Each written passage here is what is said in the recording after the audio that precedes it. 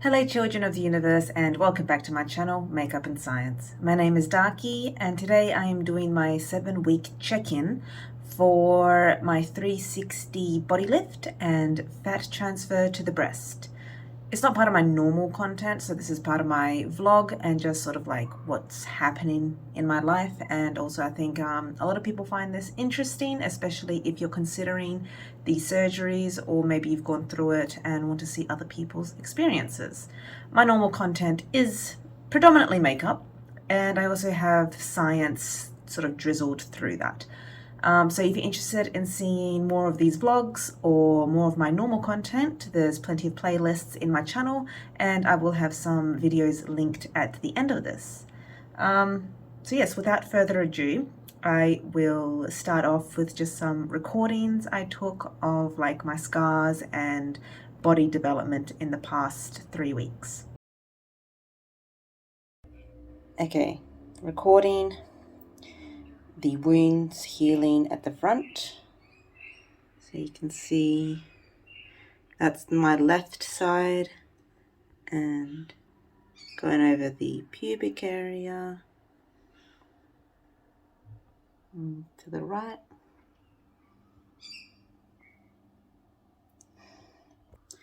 There's the belly button. Sort of hard to see inside because it's dark.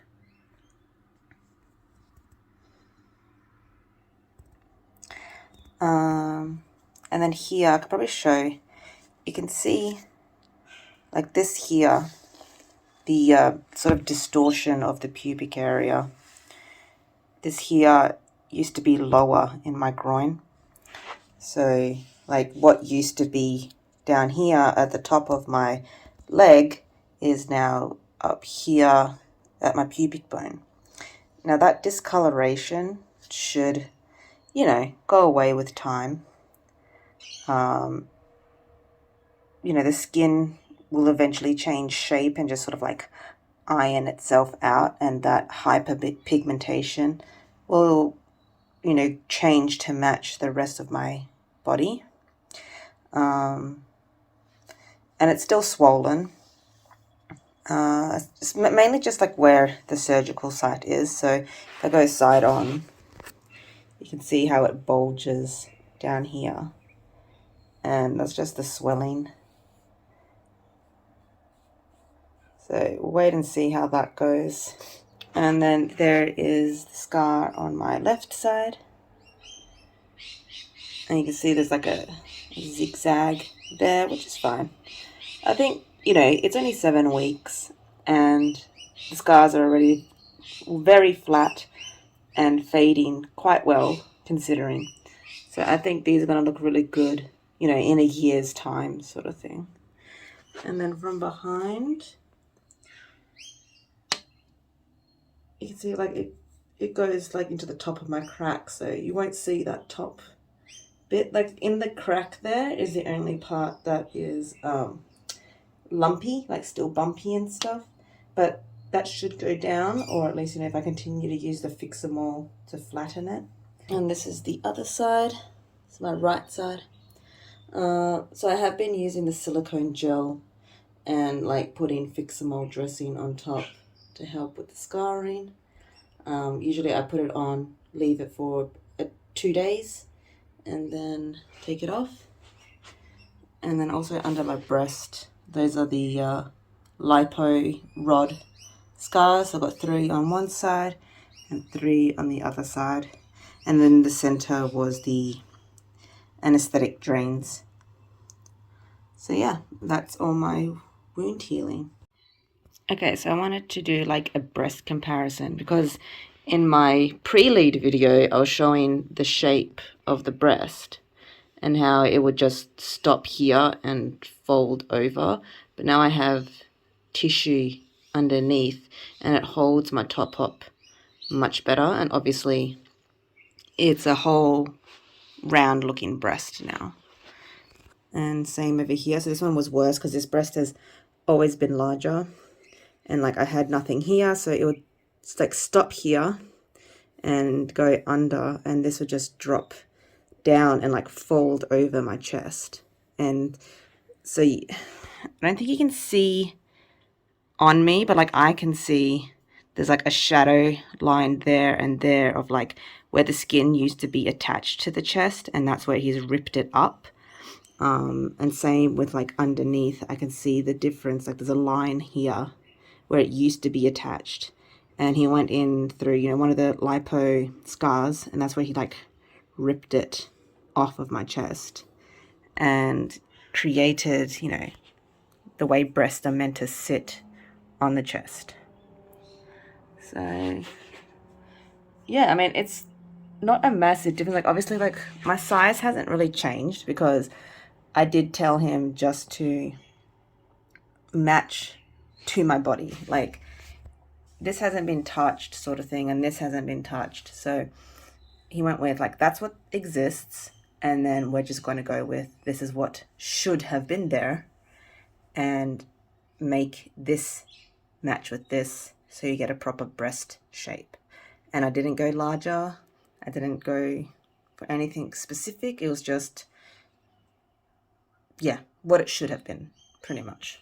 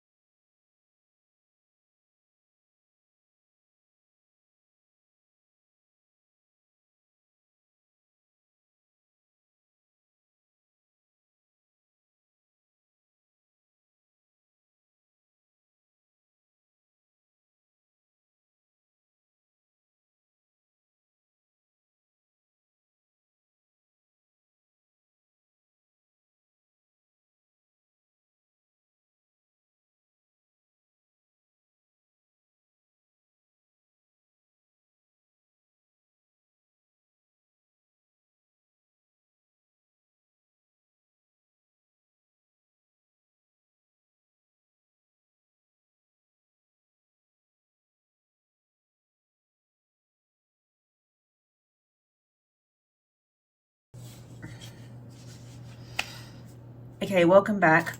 I did actually try to record this in the evening yesterday after my appointments. But like my shoulder got worse through the day, and even now when I woke up this morning, I can't really turn my neck properly. I can a bit now, but oh, okay, that's about it. Yeah, my husband had to give me a good massage with some tiger balm, and I've just been resting a lot today, not feeling very well. So I have just sort of accumulated all my notes and made some talking points to go through. Also, I might put a disclaimer here right now for anyone that's triggered by eating disorder talk, because there is just sort of one point. Actually, I might just do that now and get it out of the way, and then I might put like a timestamp here of when I finish talking about that point. Okay, so the first part about the eating thing is, okay, so how I was going to start this. I was going to start this with, I've noticed with clothing that I'm pretty much the same size and weight pre-surgery. So like day of surgery, I think I was 73 kilos. And the day before I went home, so day 4 post-surgery, I was 74. So I'd gained all of that in swelling. So whatever had been removed, and I think they removed about 8 kilos, I gained that in swelling. And even now when I weigh myself, I'm about 71, 72 kilos. And I am wearing the same size clothing as before. I'm not as swollen as like the first week, but there's still some swelling there. As to why I'm a size 10, like because I was a size 10 before and now. I do have like swelling on the back of the spine, and like the whole wound side area, that 360 area, is still swollen above and below that site, and that's totally normal. The doctor is very happy with where I am at, and he's not expecting it to be gone immediately. That's going to take months to go away, and I'm okay with that as well. Now, what I have noticed is that I'm just like really hungry. Well, some days I'm really hungry and I have an insatiable hunger, and then other days I don't. So, my plan post-surgery was to not even really think about my food intake, other than don't overdo it and, try to be more on the healthy side than anything else. So like if I'm hungry, I eat, or if I have a craving, it's okay to eat. Just don't, overdo it. Find some sort of balance. And if you have like one day where you're having, not the best intake, then the next day just be a little bit more conserved. And the reason why I am really trying not to think too much about it and sort of just eat more than what I normally do is because I'm trying to sort of refeed myself. So for 2 years I was dieting with calorie restrictions and some very severe caloric deficits at times. So I work as a nurse, and very, very heavy ward that I'm on. I'm doing like 8 hours straight on my feet, running around, lifting people, turning people, very physical stuff. And, that, I don't know how many calories that burns in a day, but it's going to be more than at rest, obviously. And also I'm a mother of 3. So I was only eating like 700 calories a day, maybe a little bit more, maybe a little bit less, but I was always in a deficit, a massive deficit, and like that's bad, because on one end I might lose some fat, but generally your body goes, like your metabolism slows down, because your metabolism knows there's not enough food coming in, so then your body stops burning that energy, and it conserves a lot of energy because it knows it's not going to get much food. And then sometimes, I'd go through a couple of days of binge eating, and sometimes my body would reject the food because it's not used to having such a large volume. Or sometimes I would purge. And these are all eating disorder habits, even though I've never let it fully take hold of me, and I've tried to balance out when I've noticed that I'm doing unhealthy acts. The fact that I ever did it at all is bad, or that I let it carry on for so long is bad. So that's why post-surgery I'm just trying to reset my metabolism and not restrict myself in any way, because it's important for me physically and mentally. When I'm able to start exercising again, then I'm definitely not going to be restricting food. I'm just going to continue having a healthy, balanced diet, and just implement exercise into my routine. So I'm just going to end the eating disorder part here. So the next topic, I'm going to go into activities. So, like physical activity, how I want to get more physical again, but I noticed that I'm very drained and tired. So from week 4, I did start going for walks. So I started off at like just a 2-kilometer walk around the suburb, and I feel fine doing it. I just can't really walk too fast. Even now, I can't walk too fast because like the jiggle of the bum or the breast hurts a bit, like it's a bit tender and just more sensitized. And I think it's just the liposuctions and the skin and nerves like settling and healing and stuff. So yeah, I can't go too fast. I can't deal with the jiggle just yet. But also, yeah, so I can go for long walks and it feels fine, like in the moment. And even with like really busy days, so say if I'm out with the family, even just going to like a party, kids party, and I was just sitting there, and then I went for a walk around the shopping center afterwards, I'm still very tired at the end of the day, and I need to rest. I need to lay in bed, and I can feel like just like all the pressure and sort of pain dissipating from my body, and sleeps can be restless, and waking up I can tell that I had a hard, heavy day the day before. So I'm planning obviously to go back to work next week, so 8 weeks post-op. It's been a good time to rest, good time to recover. So I'll be going back to my heavy nursing job, and that's going to be my sort of reintroduction to a heavier workload on my body. And I'm just going to see how it goes. I need to let it build up stamina again. And then from there, I am going to start implementing a proper workout routine. So I'm going to start off with just using the elliptical machine I have in my gym, and I might start some weightlifting regimens, just like with the bar on its own, or no weights at all, just using my own body to like do squats and push-ups and things like that.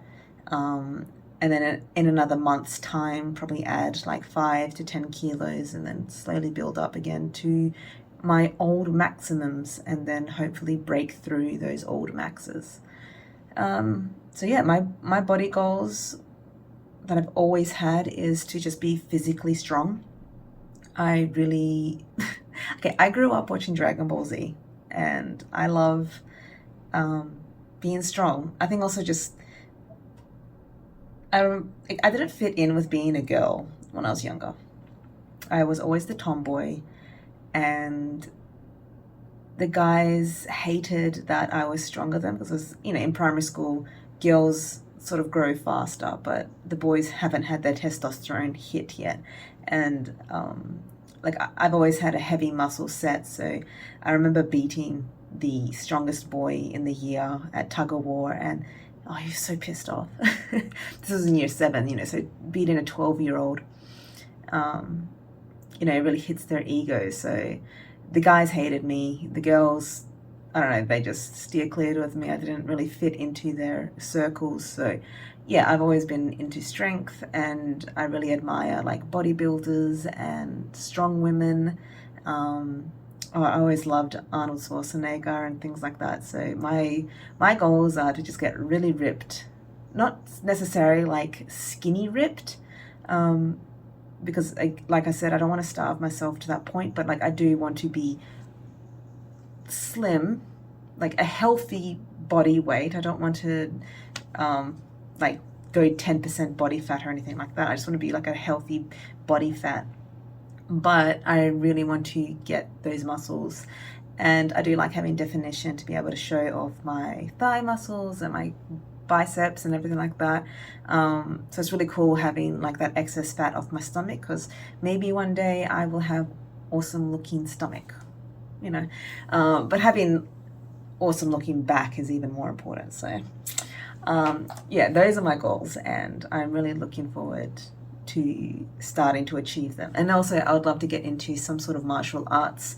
So I've been talking to a group that a workout group that I'm part of online, and they do say like Muay Thai is a good place to start. So I think next year I would like to get into it, and my son said he wants to do martial arts as well. So once I told my daughters about it, my daughters were also like, oh, I want to do that. So yeah, I'm looking forward to it. Hopefully I can have like us as a whole family going to do martial arts together. I think that'd be really cool. And that's the other thing. One of the main reasons, I mean, pretty much the only reason I went for this surgery was for the abdominal muscle repair. And I must say that it feels fantastic. It feels fantastic that my guts aren't falling out. It's an odd sensation. I remember my muscles splitting when I was pregnant with my first child. And since then, I've always just felt the urge to hold my abs together, because it literally just, I'd rest my stomach and it would go from this to this, and it's just like, and just feeling this pressure pushing on my stomach. And I'm like, it was very uncomfortable to feel that pressure pushing on my stomach, so I'll just hold it in. And the difference was huge. I mean, even now, I can stick out my abdominal muscles far to look big, but I know that's just my muscles getting pushed out. If I relaxed, they go back to normal.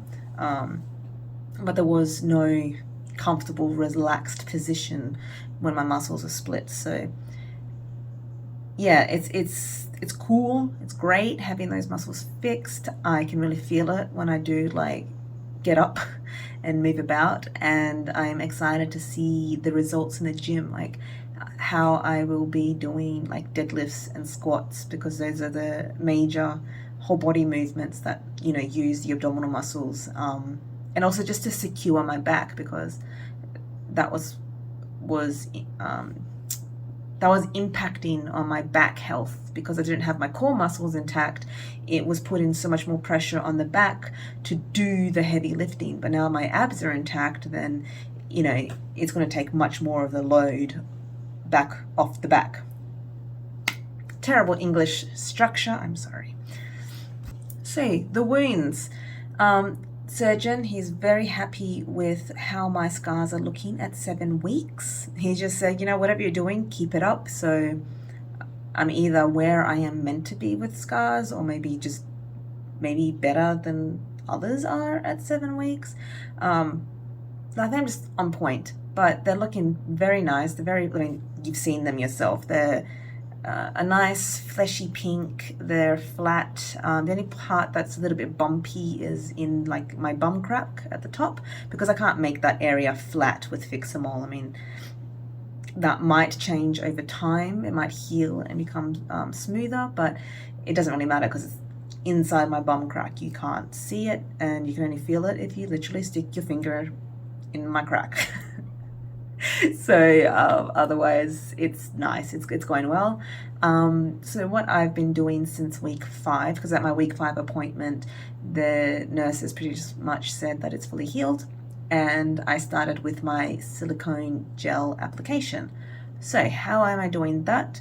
I put the silicone gel on the clean skin and I just smear it all around, and then I use the Fixamol to like hold it in place so that it has plenty of time to absorb into the skin. I usually do it for like at least 24 hours. So say yesterday I had a shower and applied the silicone gel, then the Fixamol, and put my garments on, and I won't take the wound dressings off until tomorrow. I mean, I could take it off today. It's probably been fully absorbed by now, but whatever, it doesn't really matter.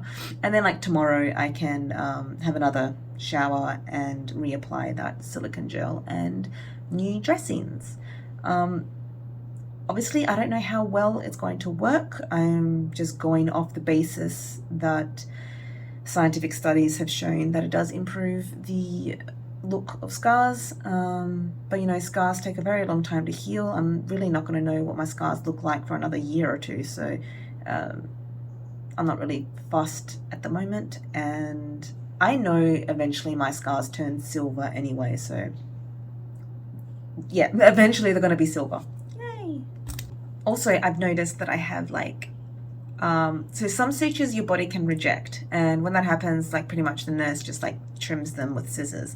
I did trim one off a couple of weeks ago from my hip, but then I feel like I have a couple sort of that I can't reach at the back, but it's flush to the skin, so if I want to get it out, I'll literally have to grab it, pull it, and then cut it, and I don't have 2 hands to do that, so I'm just leaving them alone.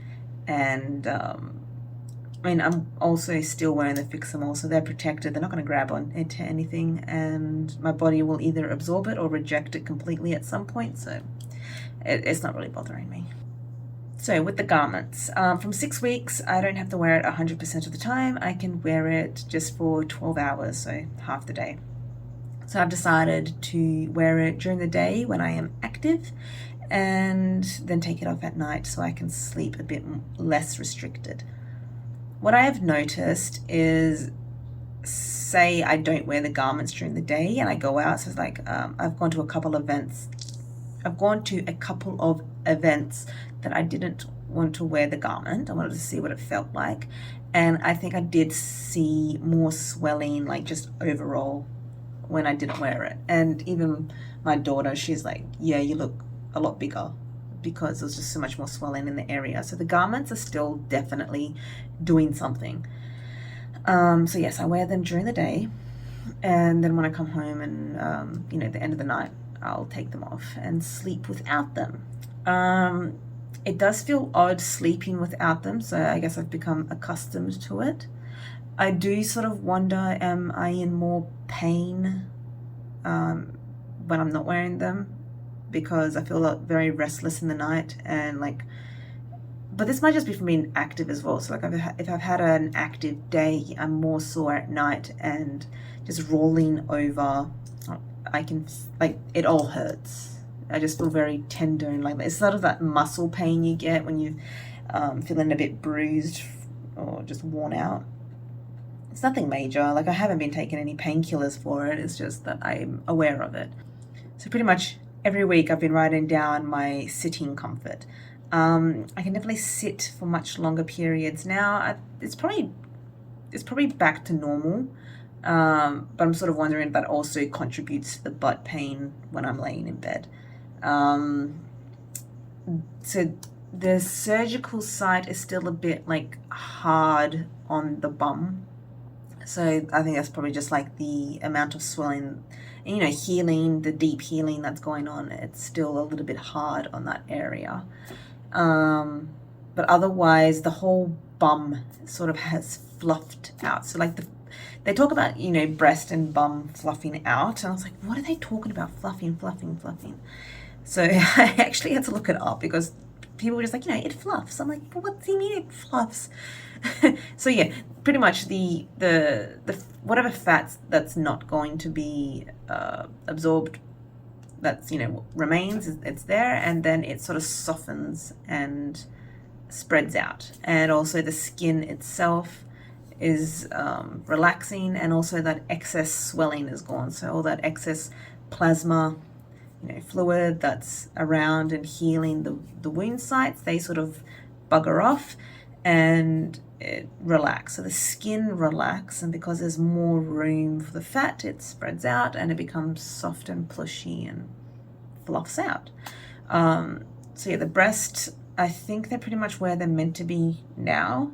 They're not as teardrop shape as I guess I expected they would be, but I mean,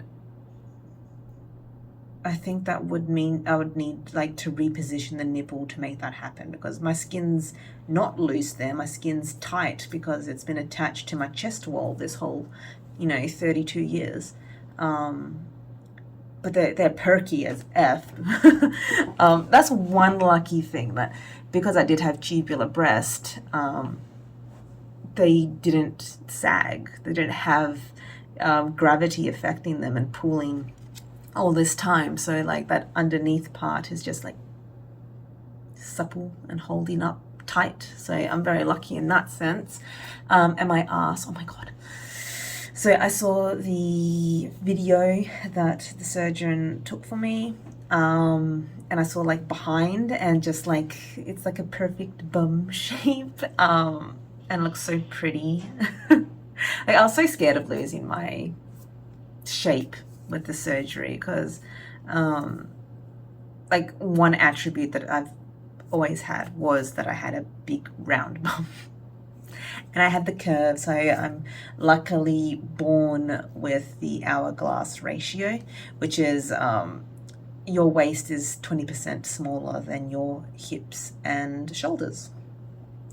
But I was always bottom heavy because my breast was smaller. But I think it's more equal now.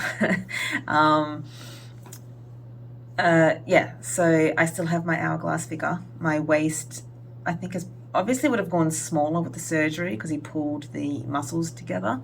I won't know until all the swelling's gone and I'm probably a bit more active again. But yes, the ass looks amazing. My curves, my hips, it all looks good. The boobies look way better than they ever did in the past. And I look good in clothes. I'm very happy that I look good in clothes. And I'm very excited to get some bikinis this summer. And standing straight. I can stand straight, but I can't stretch. So when I was at the surgeon's office and he asked me to stand straight for the video, I had to have my hands on my head like this, and he wanted me to stand straight, but it was really pulling on the skin and muscles in my abs, and because my shoulder as well, like it was actually quite painful to get to that position.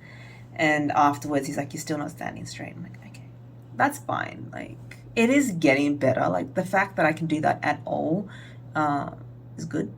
And I can sort of lay on my stomach, but not completely. Like I really feel the tug of everything if I lie on my stomach. So usually I just like, if I really want to lie on my stomach, I just put like a pillow under one of my legs, so I'm a bit more of an angle, and I can curl a little bit. But then also there's the boob scenario, and I'm scared of laying on my boobs. So I miss belly sleeping. Like I'm a belly sleeper, so hopefully in a month or something I can actually lay comfortably in my belly. I really hope so. I miss that a lot. But yeah, it's going fine. And here is the point that I am going to do my little disclaimer. I know that I am very lucky that my surgery and my experience has been very good. Before I went into the surgery, Dr. Adrian did tell me that it is extremely rare that anyone gets through this without a complication of some sort. And I have not had any complications at all. I was expecting at least a bad wound, like something to go wrong, like it wouldn't attach properly, or an infection. I was very surprised that I didn't need an iron or blood infusion. I didn't have any effect on my mental health, like I didn't have depression or the blues, which is surprising considering my pre-existing mental health. But I think because I went into this knowing what to expect and expecting the worst, that I was able to sort of deal with it. It is getting a bit annoying being at home so much, but I'm trying to make myself a bit more busy to counteract that. But yeah, I'm just very grateful that I have had a good experience, and I think people have to go in knowing their own body, like what's normal for their body. Are they good with anesthetic? Are they good with surgeries? How is their healing? Like, do they normally heal well? Do they get keloid scarring? What are your stresses at home? Are you able to do your wound care properly? Yeah, I'm very lucky, and I'm grateful that, nothing has gone wrong. Like, there's no errors where I need to go back and, like, get my breast fixed. Like, I was lucky that my fat absorption on both sides was equal, and that I'm happy with my belly button. Like, there was no infection, and it looks pretty. And my nipples, I don't want to get them changed at all, but sometimes, things might not become even, and you need a second surgery or a third surgery, or like say if the muscles don't attach properly and they have to be sewn back together again. And there's so many things that could go wrong, and it's like I've dodged a bullet that nothing did go wrong, and that I do have good healing factors, I guess. So yeah, I sort of just wish the best for all of you out there that are going into this surgery, or that, you have had surgery before and unfortunately, like, something did happen. I hope all the best that things do get better for you, or that it's able to be fixed and it's not like a permanent disfigurement. Like, that's so scary.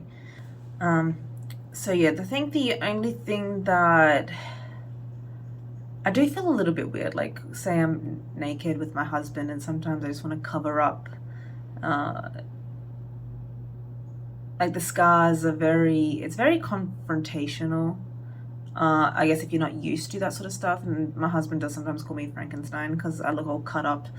I know he's just saying it jokingly and stuff. But the first time he saw everything, it's so jarring, and also just to see your loved ones suffering, and everyone's just seeing me struggle a little bit, and like, I'm fine. Like, I know I'm fine. I'm totally okay struggling. But for loved ones, especially if they're not used to medical things, it can be quite confrontational. And Yeah, so like with the pubic distortion, I'm a bit embarrassed of him seeing that, and I don't like the way it looks either. And that's just going to take time. Like, I really do hope that the groin's been moved up, so the crease of the groin is not where it's meant to be. And because I have hyperpigmentation in those areas, which is totally normal. Don't let anyone tell you that hyperpigmentation of the genitals is not normal, because it is. Yeah, because it's higher up, it looks weird. And that crease should go away as like new cells replace it, sort of thing. And like with pigmentation, it's not a one spot thing. Like if you get exposed to the sun, you'll notice that there's like a border where it sort of blends out. So like the communication between the skin cells try to like blend. It's interesting. It's only really hypopigmentation problems, or like if you have freckles and stuff, that you have specific borders of different colors compared to a tan, which will blend. And yeah, that skin will start communicating with each other, and the new cells should sort of blend out to the normal skin color of the area. So yeah, I'll have an update probably at 6 months to go over how things have changed and how that healing process is going. I presume at 6 months also, like, all of my swelling should hopefully be gone by then. And also I should hopefully be a few months into exercising, so my body should probably change a lot by then. And it'll be fun doing like comparison photos and everything. And then probably I won't do it again until the 1 year mark. So yeah, that's pretty much, I think, the end of my video. Quite long, like just me talking is 35 minutes. So yes, I hope that these videos have helped you, say if you're on your own journey, or if you're just starting your journey. If you have any questions, feel free to comment down below. I do love being able to interact with my viewers. And if you did like the video, please click the like button and consider subscribing if you want more content like this, or the makeup and science content. That is my regular how many times have I said content now? Sorry about that. So yes, hopefully I'll see you next time on Makeup and Science. Bye!